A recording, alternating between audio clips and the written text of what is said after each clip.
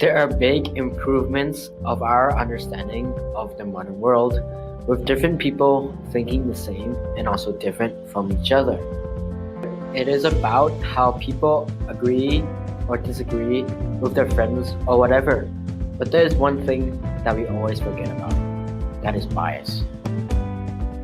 Well, before we get into bias, we have to ask, what is bias anyways? Bias is prejudice in favor of or against one thing, person, or group compared with another, usually in a considerable unfair way. If we talk about bias, it's actually everywhere. For example, the latest news about of marijuana, as you can see from the picture. But all you may be wondering, how can you actually detect bias? How can you find bias in this news article? Well, back in grade 9, my teacher, Miss Hagen, taught us how to detect bias by using the 8 techniques of the following. For us to detect, to find out if the text or the news that is represented biased or not. What are the 8 techniques that we need to know to detect bias?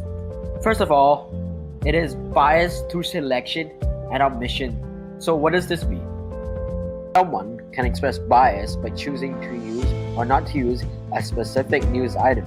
Within a given story, some details could be ignored and some others could be included to give readers or viewers a different opinion about the events reported. To placement. How the story is organized is very significant because most news stories are written in what is called an inverted pyramid style, beginning with what is most considered the most newsworthy facts, followed by the most important facts with details relating to those facts, and finally background information to provide context.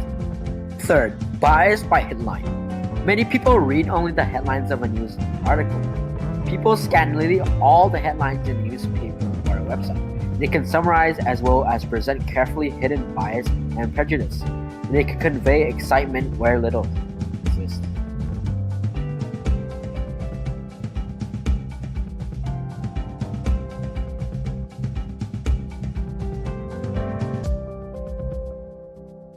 Is biased by photo, captions, and camera angles. Some pictures flatter a person, while others make the person look unpleasant. A paper can choose photos to influence opinion about, for example, a candidate running for an election. On television or in a magazine, the choice of which visual images to display is really important.